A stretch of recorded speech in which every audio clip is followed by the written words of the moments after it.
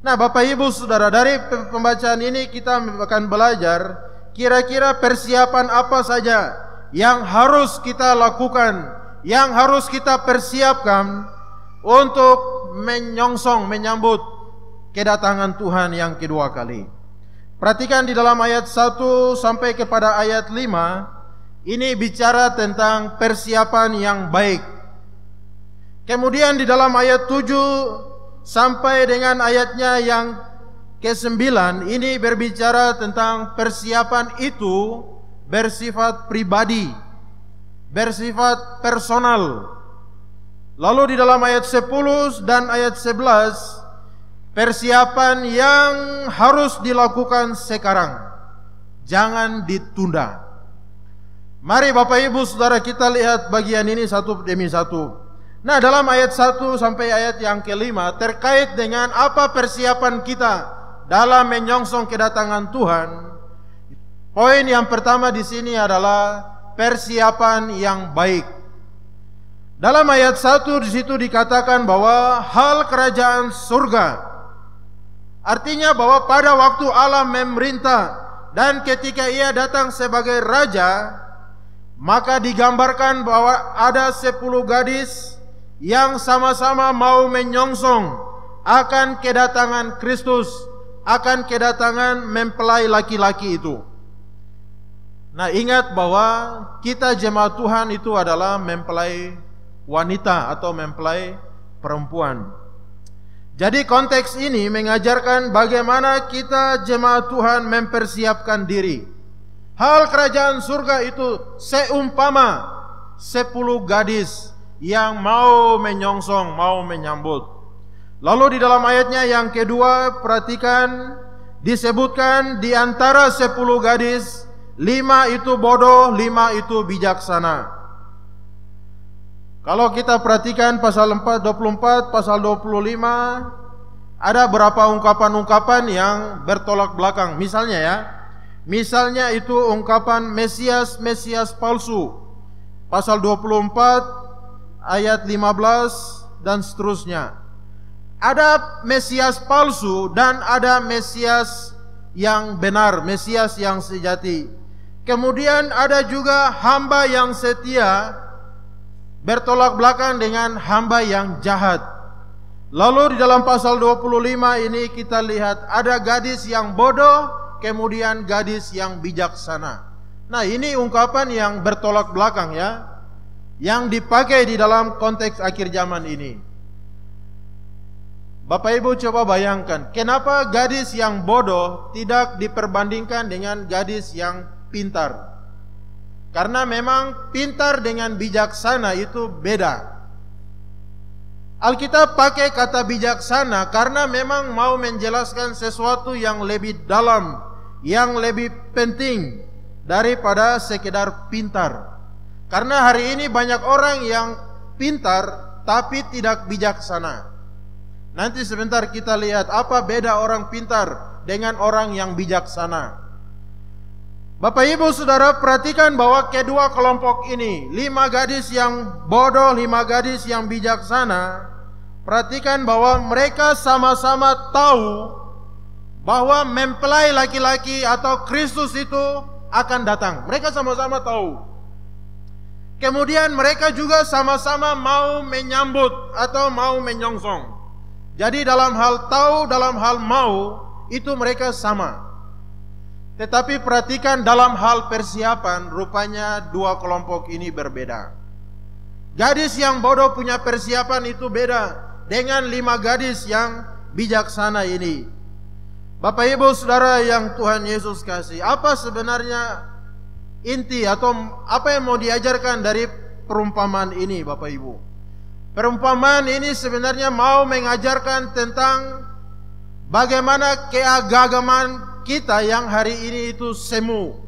Perhatikan bahwa gadis-gadis yang bodoh atau konteks hari ini adalah orang-orang Kristen yang hanya formalitas, orang-orang Kristen yang hanya KTP saja.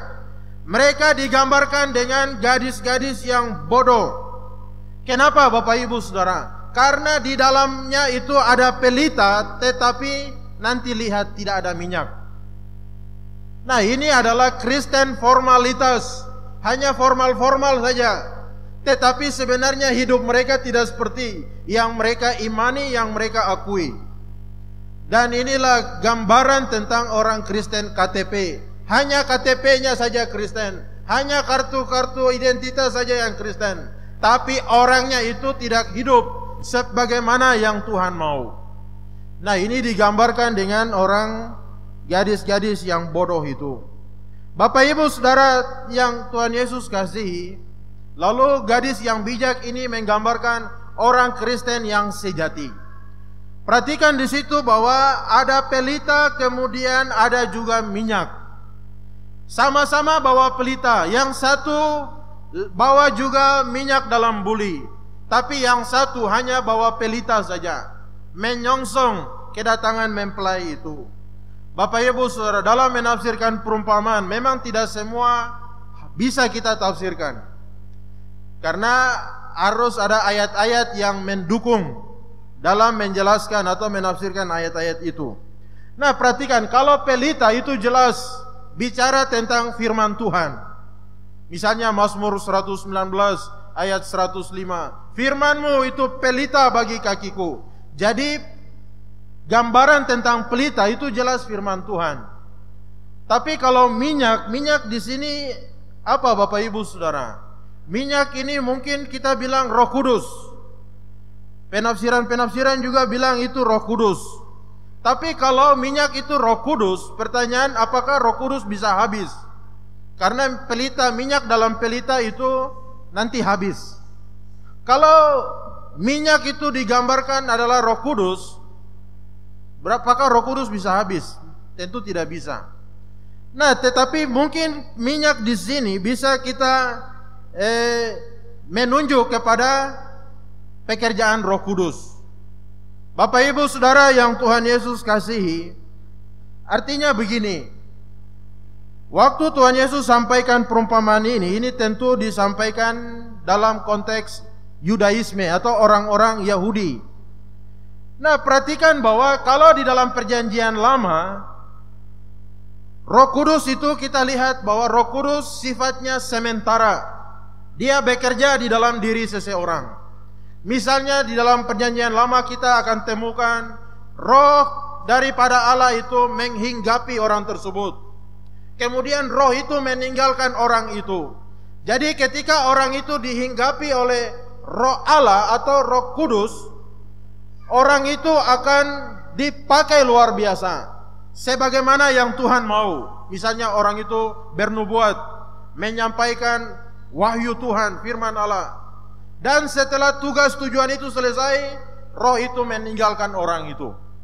Nah, ini juga yang terjadi dengan Raja Saul. Kita lihat bahwa roh daripada Allah meninggalkan Saul. Waktu roh meninggalkan Saul, lihat, roh jahat itu langsung menghinggapi dia. Nah, jadi pekerjaan Roh Kudus di dalam perjanjian lama itu sifatnya hanya sementara atau sewaktu-waktu dan kepada orang-orang tertentu saja. Nah, nanti di dalam perjanjian baru Bapak Ibu Saudara, Roh Kudus itu berbeda dengan yang di perjanjian lama. Kalau di PL itu sementara saja, sewaktu-waktu saja, pada orang-orang tertentu saja, raja, nabi dan lain sebagainya. Nah, di dalam perjanjian baru Roh Kudus itu sifatnya adalah permanen.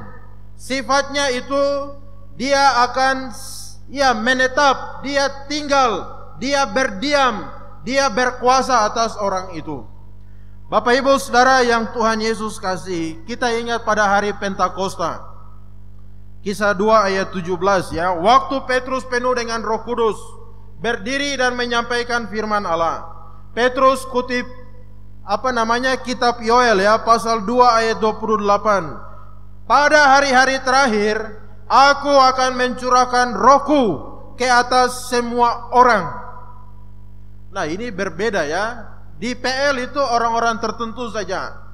Tetapi perjanjian baru, Petrus kutip Yoel bahwa roh Allah itu akan dicurahkan kepada semua orang. Nah, semua orang ini berarti siapa saja. baik itu orang percaya maupun orang yang tidak percaya. Ke atas semua manusia Roh Kudus itu dicurahkan, diberikan.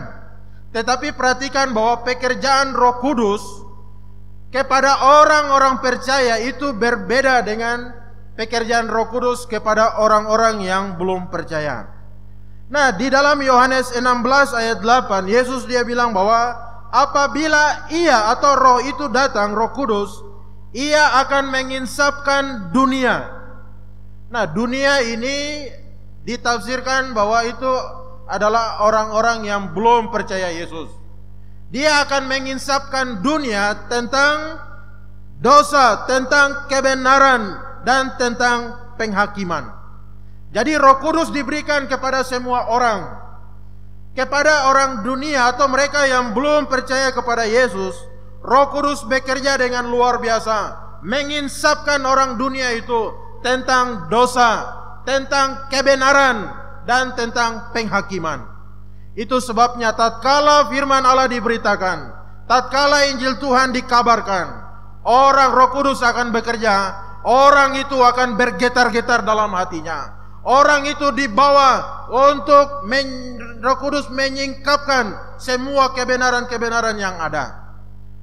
Perhatikan bahwa Alkitab berkata bahwa firman Allah itu seperti pedang bermata dua yang sanggup memisahkan, membelah tulang, sumsum, dan lain sebagainya.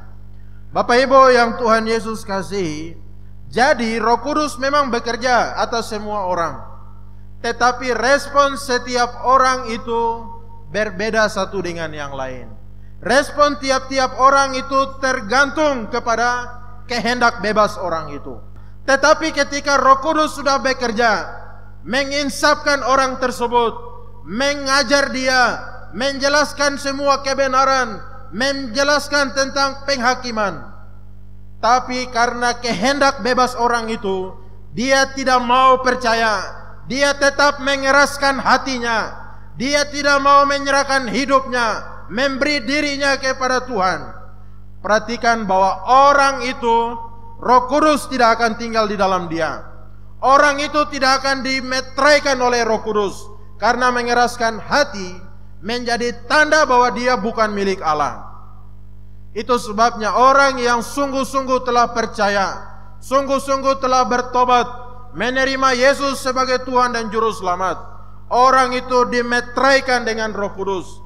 Dan Roh Kudus itu akan menuntun orang itu untuk terus bertekun di dalam Tuhan. Bapak Ibu Saudara yang Tuhan Yesus kasih, kalau kita bandingkan lagi di dalam Ibrani pasal 3 ayat 8 ya, Ibrani pasal 3 ayat 4 sampai 8, itu bicara tentang orang-orang yang murtad. Apa maksudnya Bapak Ibu Saudara? Siapakah orang-orang yang murtad itu? Apakah mereka orang Kristen yang sejati, yang benar, yang sungguh-sungguh, ataukah bukan?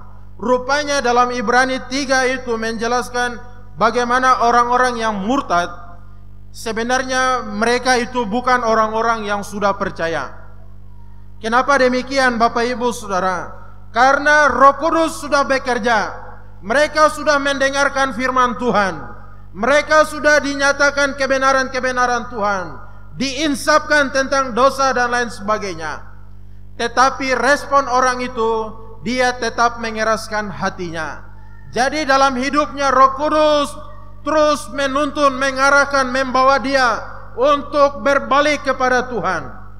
Tetapi kita lihat bahwa dalam perjalanan hidupnya, dia belum sampai kepada keputusan untuk menerima Yesus. Atau dikatakan bahwa orang itu dia belum sampai kepada tujuan pertobatan. Dia kandas di tengah jalan. Itu sebabnya orang itu dia murtad. Orang itu dia mundur. Dia tinggalkan karena memang sebenarnya dia belum ada di dalam Tuhan. Dia belum sungguh-sungguh percaya. Dia belum bertobat, dia belum dimeteraikan oleh Roh Kudus.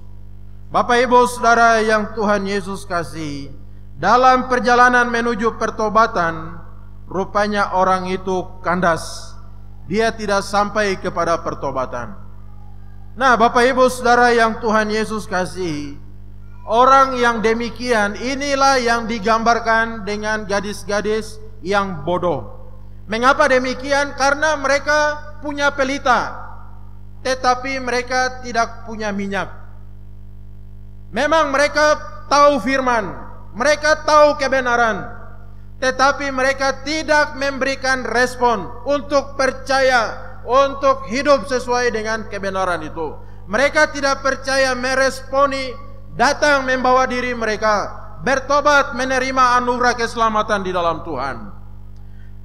Nah, mereka ini digambarkan dengan gadis-gadis yang bodoh. Ada pelita, tetapi tidak ada minyaknya. Bapak Ibu Saudara, hari ini kita bertanya, berapa banyak hari ini orang yang tahu firman? Berapa banyak orang yang tahu kebenaran? Mungkin waktu hamba Tuhan menyampaikan firman, orang berkata, saya sudah tahu firman itu, saya sudah dengar. Nah, tahu dan dengar, tetapi apakah kita sudah sungguh-sungguh meresponi akan kebenaran-kebenaran itu? Gadis-gadis yang bodoh ini gambaran orang-orang yang tahu, yang ada firman ada pada mereka, tapi mereka tidak mau percaya. Bapak Ibu Saudara yang Tuhan Yesus kasihi, waktu mereka tidak mau percaya, maka Efesus 1 ayat 13 itu, mereka tidak dimeteraikan dengan Roh Kudus. Roh Kudus tidak ada, tidak tinggal berdiam di dalam diri mereka. Nah, Bapak Ibu Saudara yang Tuhan Yesus kasihi, Roh Kudus inilah yang akan menolong kita untuk membawa kita terus maju sebagaimana yang Tuhan mau dan kehendaki. Nah, jadi bagaimana dengan gadis-gadis yang bijaksana? Gadis-gadis yang bijaksana itu gambaran kehidupan Kristen, orang Kristen yang terus ada firman di dalam hidupnya, dan orang itu meresponi firman kebenaran itu. Roh Kudus ada di dalam dia. Roh Kudus bawa orang itu menjalankan firman Tuhan, dan Roh Kudus menolong dia bertekun sampai kepada akhir hidupnya, bertekun di dalam iman dan pengharapannya kepada Tuhan. Roh Kudus di dalam diri orang percaya, di dalam hidup orang-orang Kristen sejati, Roh Kudus itu akan membawa kita untuk bertekun sampai kepada akhir. Bapak Ibu Saudara yang Tuhan Yesus kasihi, berbeda dengan mereka yang tidak ada Roh Kudus.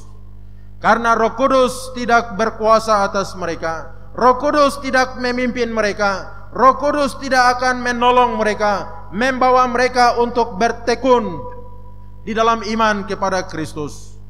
Bapak Ibu Saudara yang Tuhan Yesus kasihi, apakah Roh Kudus tidak berkuasa? Roh Kudus berkuasa, dia sudah bekerja. Yoel bilang, Allah mencurahkan roh ke atas semua manusia, dari laki-laki, perempuan, dewasa, anak-anak. Roh Kudus itu diberikan. Roh Kudus bekerja dengan luar biasa hari ini. Tetapi perhatikan bahwa setiap orang punya kehendak bebas, dan berdasarkan kehendak bebas itulah terserah dia mau memilih yang mana.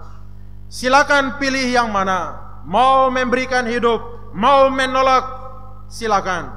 Tetapi perhatikan bahwa setiap pilihan kita ada konsekuensi yang kita tidak bisa lari, kita tidak bisa luput daripada pilihan kita berdasarkan kehendak bebas itu. Bapak Ibu Saudara yang Tuhan Yesus kasihi, persiapan yang baik. Kemudian yang kedua, kita lihat ayat 7 sampai 9. Nah, jadi terkait dengan persiapan yang baik itu, persiapan itu harus utuh, persiapan itu harus lengkap, persiapan itu harus maksimal. Persiapan itu tidak bisa separuh-separuh, sepanggal-sepanggal. Jangan hanya bawa pelita saja, tapi minyak tidak bawa. Persiapan yang baik, persiapan yang utuh, persiapan yang lengkap, persiapan yang sempurna. Bapak Ibu Saudara yang Tuhan Yesus kasih, yang kedua kita lihat persiapan yang perlu dilakukan menyongsong kedatangan Tuhan, persiapan yang bersifat pribadi. Bersifat pribadi Bapak Ibu Saudara, ayat 7 sampai 9 perhatikan ya. Gadis itu pun dalam ayat 5 perhatikan, mempelai lama tidak datang, mengantuklah mereka semua. Ayat 5 bilang, mereka sama-sama mengantuk, sama-sama tertidur, karena mereka sama-sama tidak tahu kapan mempelai itu datang. Kemudian di dalam ayat 6, waktu tengah malam mempelai itu datang. Rupanya kedatangan itu pasti. Lalu di dalam ayat ke-7, karena mempelai datang, orang berteriak berseru. Ayat 7 bilang, gadis-gadis itu pun bangun semuanya, lalu membereskan pelita. Mau tidak mau mereka harus beres-beres. Lalu apa yang dibereskan? Ya, pelita yang ada. Bapak ibu saudara, mereka harus memberes-bereskan pelita. Ayatnya yang ke-8, gadis yang bodoh, pelitanya hampir padam. Lalu mereka minta sedikit kepada gadis yang bijaksana. Dalam ayat 9, gadis bijaksana itu menolak. Mereka berkata bahwa tidak, nanti tidak cukup untuk kamu dan tidak cukup juga untuk kamu. Lebih baik kamu pergi dan beli. Bapak ibu saudara yang Tuhan Yesus kasih, perhatikan bahwa apakah gadis bijaksana ini mereka tidak punya kasih. Katanya ada Roh Kudus, ada kebenaran, tapi tidak mau berbagi. Bapak ibu, apakah orang-orang bijaksana ini mereka pelit dan lain sebagainya? Rupanya tidak, Bapak ibu saudara. Dalam hal menanti kedatangan Tuhan, dalam hal hubungan dengan kehidupan yang kekal, perhatikan bahwa ada hal-hal yang bisa kita bagi, tetapi ada hal-hal yang tidak bisa kita bagi. Tidak mungkin kita bisa bagi. Bapak ibu saudara yang Tuhan Yesus kasih, apa yang kira-kira tidak bisa kita bagi? Perhatikan bahwa iman kita kepada Kristus itu tidak bisa kita wakilkan. Misalnya orang tua yang setia tidak bisa mewakili anak-anaknya. Anak harus beriman pribadi kepada Yesus. Sekalipun orang tua setia, orang tua sungguh-sungguh dengan Yesus, tapi kalau anak tidak sungguh-sungguh, anak tidak mungkin masuk surga. Iman orang tua tidak bisa mewakili anak itu untuk masuk surga. Karena masuk surga iman kita itu pribadi-pribadi. Tidak ada kita nebeng-nebeng, tidak ada kita tempel, kita ikut-ikutan. Tidak apa-apa, kamu setia, nanti saya nebeng dari belakang. Bapak ibu saudara, terkait dengan iman, iman itu tidak bisa dibagi. Iman itu sifatnya pribadi. Kemudian perhatikan lagi ya. Nah, kalau begitu orang tua apa yang harus dibuat? Nah, orang tua harus mengajarkan kebenaran, mengajarkan firman kepada anak-anak. Tetapi perhatikan bahwa anak itu juga punya kehendak bebas. Kita harus ajarkan mereka, doakan mereka, dan tuntun mereka supaya mereka beriman kepada Kristus, sehingga kelak mereka juga bisa diselamatkan. Tapi kalau anak itu tidak mau diajar, tidak mau dengar, dia menolak, dia mengeraskan hati, perhatikan bahwa anak itu tidak mungkin masuk surga. Itu sebabnya kalau ada suami-suami yang rajin, yang setia, istri tidak setia, atau istri setia, suami tidak setia, orang tua setia, anak-anak tidak setia, apa yang harus kita buat? Perhatikan bahwa kita harus doakan mereka supaya Tuhan jamah hati mereka. Hati yang keras Tuhan lembutkan, hati yang tertutup Tuhan bukakan, supaya mereka memberi respon yang benar. Mereka beriman kepada Kristus. Mereka punya kepastian keselamatan. Mereka punya iman yang menyelamatkan. Karena iman tidak bisa diwakili. Yang tidak bisa diwakili keselamatan. Keselamatan kita itu pribadi kita dengan Tuhan. Keselamatan tidak bisa diwakili, Bapak Ibu Saudara. Kemudian apalagi ketaatan. Kita taat kepada Tuhan, taatnya kita itu pribadi, tidak bisa dibagikan. Kita tekun kepada Tuhan, setia kepada Tuhan. Setia kita tidak bisa dibagi-bagi waktu Tuhan itu datang. Urusan kita masing-masing dengan Tuhan. Apakah saya setia? Apakah dia setia? Apakah engkau setia? Apakah kita setia? Kesetiaan kita itu sifatnya pribadi. Berbahagialah kita yang hari ini beriman, kita bertekun, kita taat, kita setia kepada Tuhan.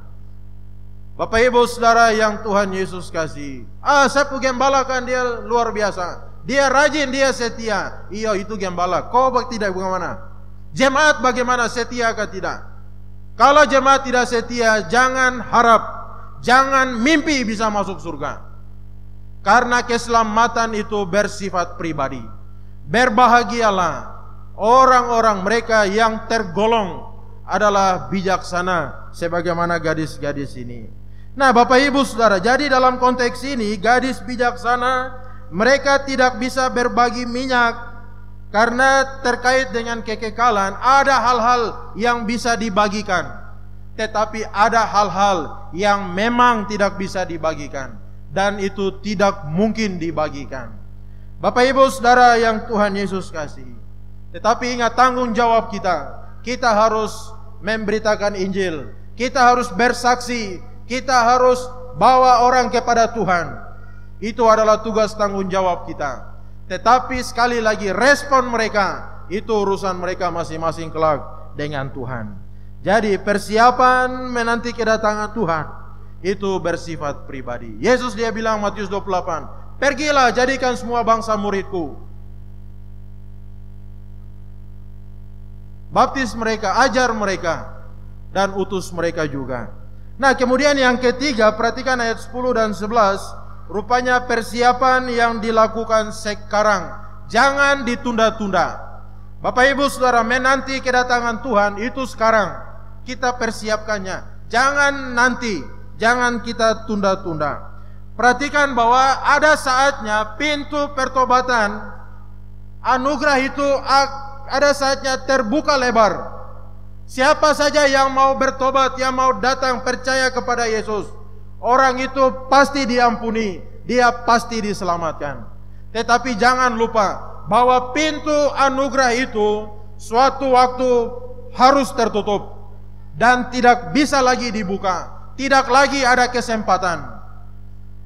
Bapak Ibu yang Tuhan Yesus kasih, orang yang mau bertobat, yang mau datang sungguh-sungguh dengan Tuhan, ketika pintu itu masih terbuka, orang itu pasti diterima oleh Tuhan. Ada orang yang dia bilang begini, aduh, saya dosa ini banyak sekali.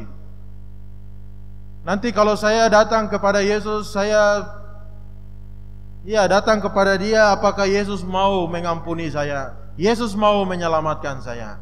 Bapak Ibu Saudara, kalau orang berdosa mau datang kepada Yesus, perhatikan bahwa Yesus tidak lihat berapa besar dosanya, dosa kita.